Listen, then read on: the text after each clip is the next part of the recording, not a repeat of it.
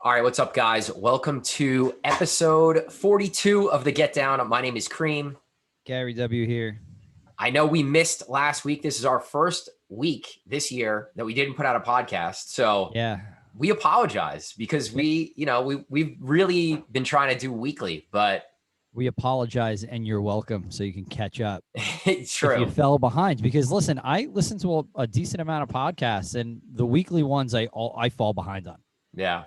And then sometimes I get too far behind and I lose interest, and you kind of don't want that to happen either. So like I said, you're welcome for that because catch up.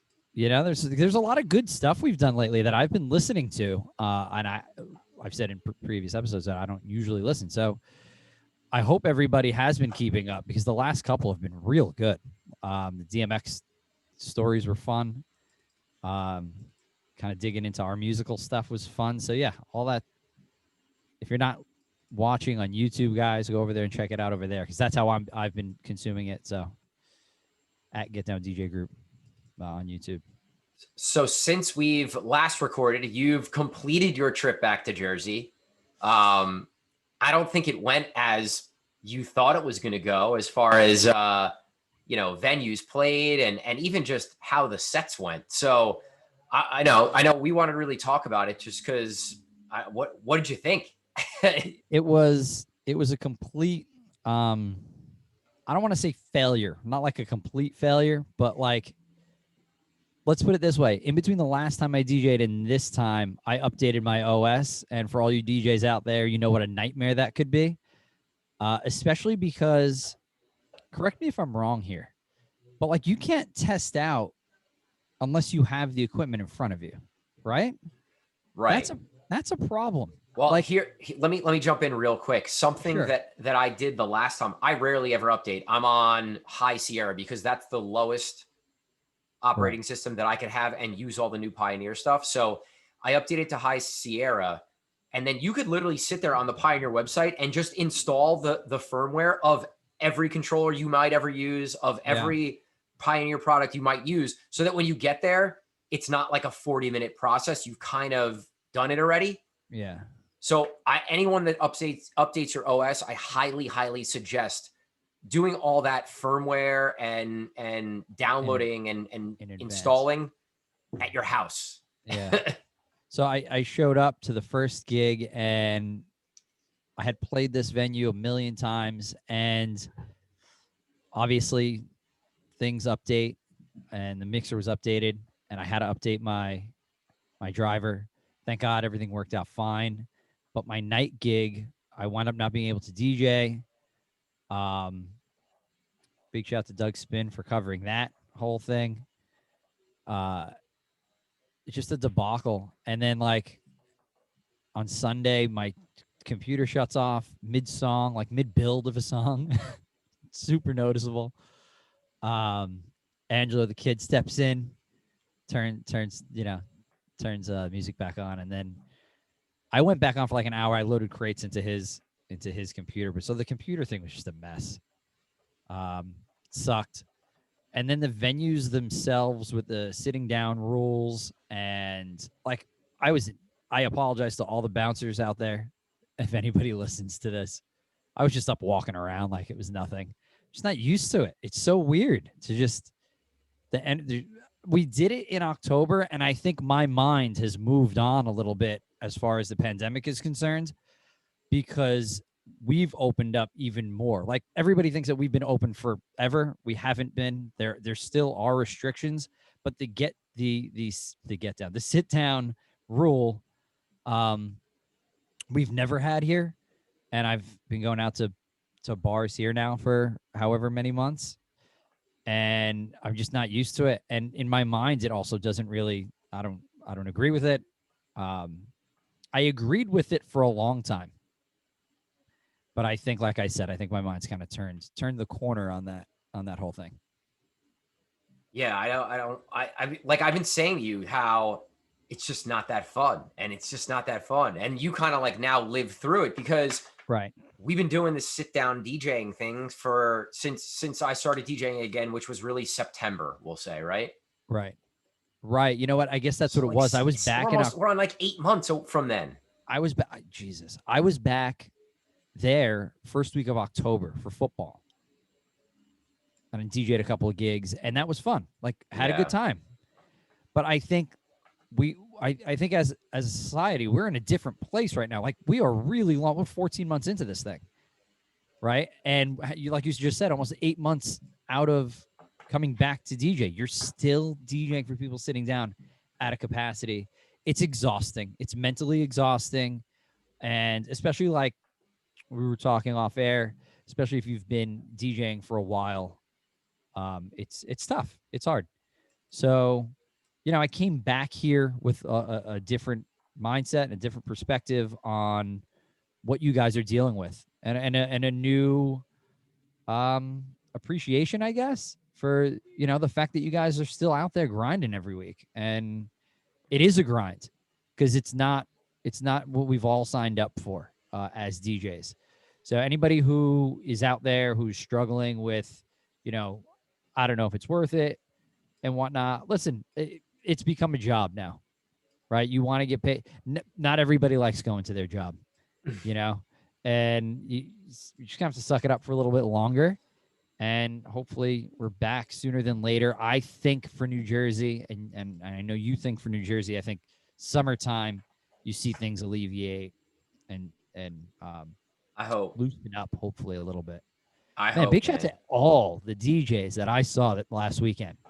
An incredible, probably the most I've seen outside of a meetup, outside of a get down meetup.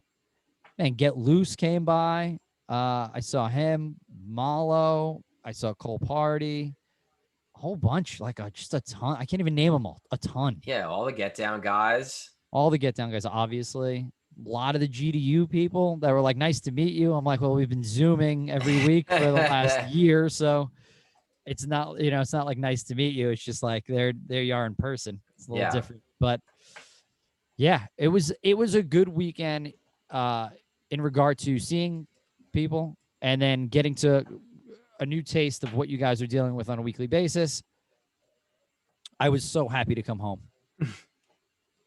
I really was. It was just so. It was. I was just happy to come home. It's stressful every time we go anywhere. Go to dinner, go to like, can we get a table? Am I going to have to sit inside? Like, Well, how about it's that? it's How about so like weird. that was maybe the exhausting part for me. Like, I couldn't get into two parties that I wanted to go to see people, to see friends. Yeah. Like having to call ahead for all your dinner reservations was like, God, like I don't have this kind of time. I mean, I do, but I don't feel like dealing with it's it. exhausting. It really is. And almost for no reason.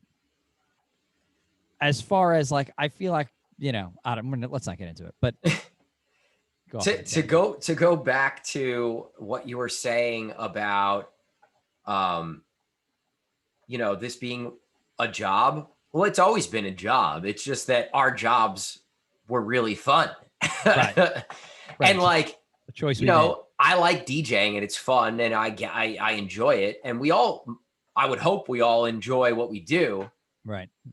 But, now that it's 8 months of DJing to people sitting down, it's just become, it's just not what it was. It is more of a job. It's less fun than it once was. It's still fun. It has its moments. It's just very different. Yeah. So for guys like us and Ammo and Carlos Melange and the guys have been doing this for a long time, it's really hard to go and DJ for a crowd of people that can't stand up and party and have fun. It's very hard. Because you have like ingrained in you, like what we always say, like you DJ off a feeling, when somebody says, "Oh, teach me like the progression of the night," I'm like, I don't really know because my progression of tonight looks nothing like tomorrow night. So like you're always DJing on feeling. When that's lacking, the question arises, am I really DJing? So I think that's something that older DJs are battling with. Younger DJs that aren't used to playing rooms, they don't have that innate feeling yet.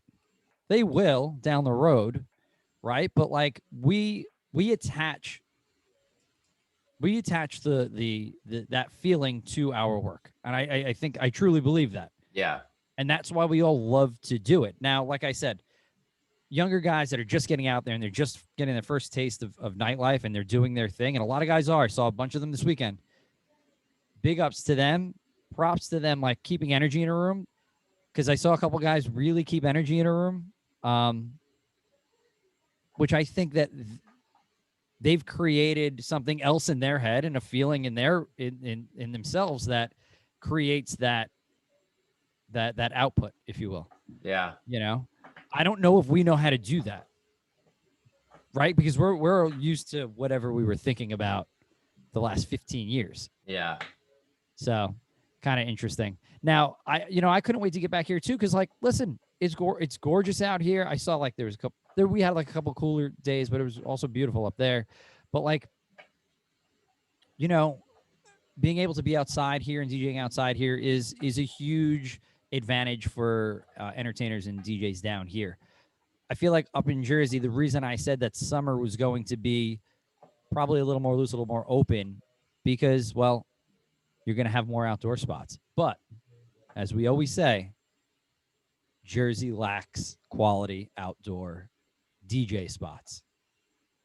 It blows my mind because we've been talking about trying to throw an outdoor party, like a day party, for how many years? And we can't find a venue that will allow us to do it, really, because there are really cool rooftop spots. And the pier, which sits right on the Hudson River, which has incredible New York City views. It's one of the coolest venues that you could even dream up. Yeah. And because there's multi-million-dollar condos everywhere and people who complain for sound, even during the day, all of these venues take heat from the town, take heat from the ABC and the police. They don't even risk it. They don't even waste their time trying to throw a day party because in most cases they either get shut down or the town gives them such a hard time that it makes it not even worth throwing the party. And it's really frustrating because everywhere else we go, there's all these cool outdoor parties. It's real estate value, like you said, takes a big part in that, because when you go to these other places, like there aren't these $2 million apartments, 1-bedroom apartments, Yeah. So the people that live in those apartments do have big say because they can. And the town, well, Hoboken in particular isn't really pro nightlife, period. They're not pro bar. Now, I'm not even talking about nightclub. I'm talking about like bar. They're not even pro nothing. Pro, like, if it was they almost would rather be a dry town. That's how I really feel about that. It's incredible. And like the pier, like you said, is one of the most unique venues that I've ever seen. People are throwing boat parties to have that exact feel. Yeah. Right? I mean, you're in the water. You're out there. Even when I think Carlos Melange said this, I think they DJ'd go out, right? The sound going out to the river. Right. So it they didn't go against the buildings. Right. They still got shit for it. And then, one year they had Mumford & Son and Bob Dylan play on one of the piers. And that was a one-off because of the same thing. It was one of the low, like, they might as well have done a silent disco. It was that low. Yeah. It was a horrible experience. I was at that. It was terrible. Yeah, there's a huge missed opportunity for really cool events because everyone's worried about volume. And to me, I don't think it's fair for a government or a town or whatever to say you can't do these things during the day on a Saturday or Sunday from like 12. Even if you want to put a cutoff at 6 p.m. Cool. Yeah. Like, we should look. Do they have an ordinance? I'm not like sure. A specific ordinance to to their town. I know most towns are anywhere like 9 and 10 o'clock. Yeah. Because I remember throwing parties, or even we've DJ'd outdoor parties at people's houses, and you just have to shut down by like 10 p.m. or whatever it might be. Yeah, I used to throw parties at my old house with fucking 200 people, bangers. Right. That's true. and the cops would say, "Well, you got 10 o'clock. 10 o'clock was the cutoff, guys." When they knock on the door, "Sorry, guys, 10 o'clock's the cutoff." Yeah, be safe. That's it. So yeah, I think that they've probably bent the laws to to go with their anti-drinking policy. And the reason why I bring this up is because, especially in the Northeast or in colder areas, it's now starting to warm up, right? And venues are going to instantly have plus, 30 people, 40 people, 50 people now that people are going to be back to hanging out outside and wanting to be outside. Yeah. So it's a great opportunity for venues. It's a great opportunity for DJs who are trying to grow their business to go reach out to all these venues and managers and bookers who work at these venues that are now going to have outdoor space. Right. Because they're going to make more money. So maybe now they have an entertainment budget, and there's maybe a cool outdoor space that you can set up in that would create a really cool vibe. And it's something maybe you could start your own party. You could piggyback on another party. Like it brings a lot of opportunity. Now you're going to have to edit that part out so that we can use it in 2 weeks after we hit up all our venues. No, just kidding. Just dropping dimes out here. No, I agree. There's so much opportunity out here for the summertime that we have, luckily, down here year round. When some people think of up north, people think of summer as, in certain areas, as kind of like lost revenue time. We always capitalized on those times. Yeah. People go east or whatever, go out to the Hamptons, and people go south to the Jersey Shore, and it was like, well, just plop your ass down and figure out who needs people, right? Yeah. And then always believe in what you're doing and believe that when those people come back, that, well, I did a better job, so they've just lost their job because they went somewhere else. I always looked at it as, in the summer, it generally got slower here in our general vicinity and everyone went down the shore. But it's the glamorous move is to be DJing at the shore, right? For Jersey, New York people, or out at the Hamptons. Right.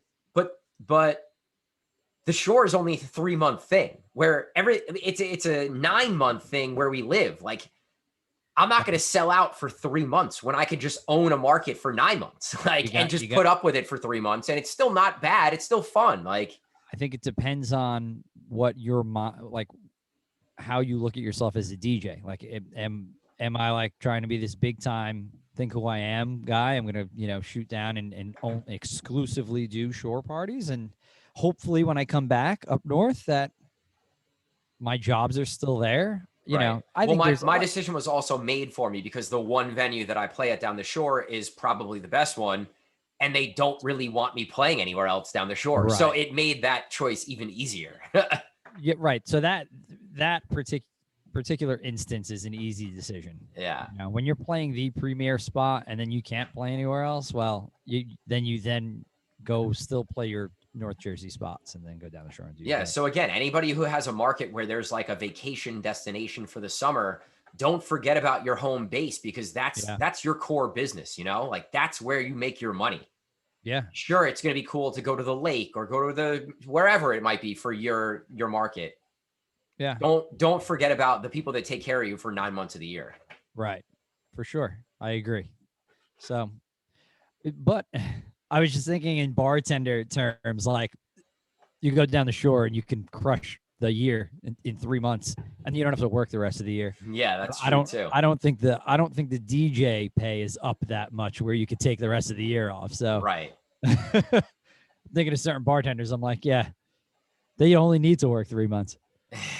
But speaking of outdoor spaces, 2 of my favorite outdoor spaces that I've been to this year, Charleston, South Carolina, and you're going back this weekend. I'm jealous, number one. My sister's in town, so that's why I'm not going up.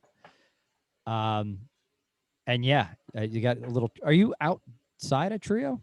I'm inside in the main room tomorrow. Upstairs. Wow. So main room trio is like nightclub, premiere, everything, sound, lights, like DJs, video walls, all you name it, they got it. So I'm super amped for this set because the last time I had fun and got to rock a really fun open quote unquote party was in Charleston, and it was an impromptu patio set. Yeah. So now, I'm running the whole gamut. So yeah, super excited. I can't wait to go rock out. Now I'm that's confident tomorrow and night. excited. Yeah, so I'm playing Jersey tonight, flying out tomorrow. I'm going to play Charleston tomorrow night. Probably play again Sunday, and then I'm out of there Monday night. And then Angela the Kid is like DJing 10 gigs in 8 what days. the hell? I saw that. He's down there for the week. Nice. And UFOso is coming with us too. So we got a little get down crew headed down to South Carolina, which is going to be really fun. All right.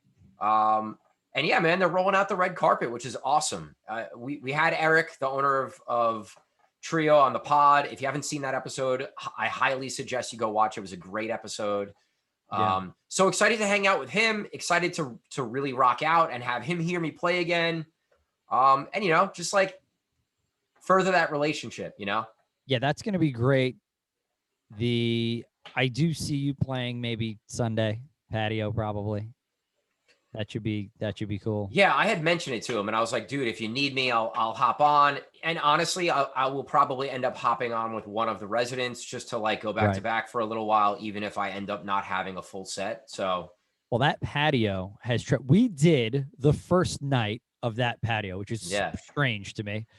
And now I'm seeing video of like not EDX, who just played on the patio there? Somebody huge. They had, I believe, Borges.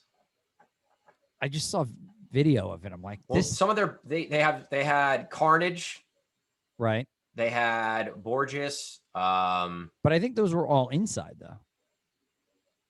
John Summit was inside. I forget. I think Borges was outside. Was it? Yeah, it was somebody big where I was like, holy shit, like these people. And it looks completely different. There's a video wall outside now. There's a ridiculous sound system. That's going to be awesome. I'm jealous that you guys are going to rock that. That's going to be a lot of fun. Yeah, and this is like a much needed set for me because I know we were kind of Debbie Downers about playing up here earlier in the show, but like this is one of those sets that's going to kind of reinvigorate me, I think, and remind me of like why I do what I do. And I had a lot of this travel stuff lined up before we got shut down. So if we ever fucking come out of this nonsense, I'm hoping some of that stuff comes back and, you know, it's right back to being sort of where we left off. But I guess we won't really know. This would be a good, hopefully things do open up a little bit around the Memorial Day time. Because last time we left Charleston, we were all re-energized. Yeah. And ready to go again. There's like a lot of ideas going.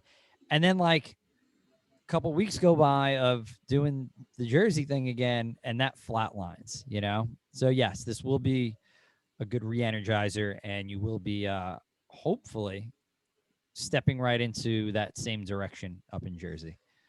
Yeah, I'm excited. And I'm sure we'll talk about it when I come back next week. But you know, Charleston just they're great. They appreciate their DJs.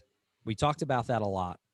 And we just came across a story, or we heard from somewhere that somebody's paying $125 for a 4-hour set. Now, you want to talk about not appreciating the talent.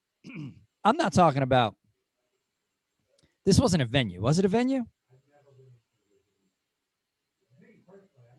You know, forget it. It wasn't a venue. It was we'll call it it was another group. It was a group. A promotion group, a DJ group, whatever it might have been. But there are venues trying to get away with the same shit. So let's not, you know, gray the lines here. That's ridiculous. Who's going to play for that? What does that break down to an hour? What is $30? Like $30 an hour? I think I make that at the golf course on some days. That's pathetic. Like, you got to be kidding me. And because the reason it's so ridiculous is because that place, while you're DJing in that hour, is making way more than that. Right? And they think that they need you there in order to sell more drinks, sell more food, right, whatever. Keep people there longer, whatever it might be. Right. That's the reason you're there. So you're worth more than the $30 an hour because that's like 2 drinks. Because realistically, a bar selling well is what? $6 a bottle for well, $7 a bottle for well, and they're selling that cocktail for 10. Come on. I mean, they're making their money. The It's markups and it's ridiculous. I think it's important to bring this up again because we've been like through this for so long that it's just not acceptable for any DJ to take that right now. And now listen, like, are the venues that we're working with paying a little less than we were getting paid prior to pandemic? Are we paying Absolutely. our DJs a little less than what we were prior to the pandemic? Absolutely. Yeah, we are. But there also has to like be a line in the sand that's just like ridiculous and unacceptable for any DJ, especially DJs who have been in the game for a little bit. Like I expect a new DJ to not give a fuck and just take anything, but like it's just tough, man. It's tough. If you're a promoter, if you're a group, if you're a venue even, you should know like what a slap in the face looks like. Right? You got some fucking balls on you for $125 for 4 hours. Yeah, you're taking advantage of people at that point if you're asking someone to do that. It's so shitty. Like, does that make us, you know, I think that's what makes us maybe bad business people, but like better people by I feel bad about what we pay the guys right now. I want to pay everybody more money. 1,000%. I want to get paid 1,000%. Yeah. Of course. But obviously it's not in the cards right now. I feel like though places have been doing this and people have been doing this forever. That's what I was going to say. It's been going on forever. Going on forever and it's the same fucking people. This particular group was paying shit before the pandemic and now they're just paying even worse. Horrid. You know, it's unfortunate. I get it. People want to make their money, right? So they hit they hit the venue with a certain number and then they bang their DJ over the head and give them, you know, 30% of what the real pay was. The hours are outrageous always, no matter what part of the country you're in. Those hours are ridiculous. And I don't know. It's like I said, maybe we're bad business people. It's maybe funny. That's our fault. Every time we talk about this, I just think of like Ammo going on a rant, like just abusing people, like yelling at everybody, telling people that they're fucking it up for everybody. That's what it is, though. Like you're just when you're that selfish, you're just in it for you're in it for yourself. Maybe you profit from it, and maybe that's how you stick around. I don't know, but like you're not looked at by your peers as somebody who's doing well for the industry. But maybe they don't really give a fuck. And that doesn't matter. I think that's clear that certain people just don't care. Right. Certain venues just don't care. Right. And you know, those are the venues that you don't want to, and the people that you don't want to work with. Straight up. If you feel like someone's taking advantage of you, and you'll feel it right off from Jump Street. You should. Yeah. And if it's not the first time you work with them, it'll be the second time. But if you get that like queasy feeling where like something's not right, it's definitely not right, and you shouldn't work with that person. We've had it done to us, or we've had that feeling in the past numerous times, and the outcome is always exactly what we thought it was going to be. Right, and it just no matter how much, no matter how much you lie to yourself and say it's gonna change, and then like you always find like this little 10% thing that you're like, and you hold on to it, and it never changes. And you're like, well, remember what happened last time when we did this? And you're like, oh well, but this, and then 3 weeks later, whether you didn't get a paycheck or the check didn't come for 6 months, or managers change or ownership change, and just like whatever it might have been, something always goes wrong in those venues because they're not run well. And you know that, but you want to make the money instead of doing the work to get another gig. Yeah. You know, and you hold on to it until you get fucked. And that's kind of what happens. This goes back to like saying no, right? And not saying yes. And it you know, you say yes to the right opportunities, not every opportunities. And when you say no, it opens up more time and energy and vibes and good vibes for the right thing to be presented to you. Yeah. It's just like taking off a night of DJing on purpose to go network. It's like, you know, it's going to pay off for you. you just have to do it. And you just have to say no to these shitty people and shitty gigs sometimes. Yeah, because you got to remember at the end of the day, even though you're making money, you're making them money. Yeah. Right? Like you're still like by you being there, you're bringing money into their bar and they're making money that way. So if you say no and they get stuck with some shit DJ now, well, maybe that place isn't around too long. And that's inevitably what always happens. Right. I think the problem is there's always going to be somebody that's going to say yes. Right. But in most cases, let the person who says like yes, the bottom feeders stay at the bottom feeder. Be the Yeah. shit. Be the shit of the shit. Because you want to know what? That is going to affect their bottom line in the long run. Right. Most places don't. Why do you think places like Greenhouse? Remember Greenhouse back in the day? Yeah. Premiere. Every big DJ played there. It was great. You couldn't get in for years, I think. But then Yeah, that was the spot, one of the spots. And this is a really good example because they were the highest of the high. You couldn't get in there. Well, by the end, nobody was going there. It was shit DJs. It was shit promoters. And it was a shit crowd. Right? So like that's going to happen eventually. Like, you know, things are going to people are going to cut corners and then a place is going to go downhill. Well, if you're a high-end DJ in your market and you're taking, you're getting taken advantage of, well, you're keeping this place alive. Right? And you're keeping this place at more of not a peak, but like, on an uptrend instead of a downtrend. If you let Joe Schmo, who's been DJing for 6 months out of his bedroom, go play there, well, that place ain't lasting. Yeah. So, it's hard to walk away from. I understand that, but sometimes it's got to be done. It is hard. We struggle with it and we talk about it and we like. It's hard. It's hard, but you got to learn how to do it, and learning how to do it is the only way that you're gonna step up to the next level. Yeah. Yeah. Every time that I've thought I lost my 9-year residency and I thought like my career was done, and then get down DJ group started. Right. Like something always flowers out of an L basically, Absolutely. So I think those losses always tend to motivate you a little more too, so that the next opportunity, you're going to do a better job. You're forced to. There's you don't have a choice at this, but there's not a choice to, do I go to my 9-year residency or do I go play this other gig? It's, well, I don't have my 9-year residency anymore. Right. Now you got to go find another gig. Yeah. So that sometimes you need a little kick in the ass. Yeah. I feel like we can go down like 100 different paths right now as we're ending the podcast, but endless. All right, like but I think that's a good place to shut this episode down.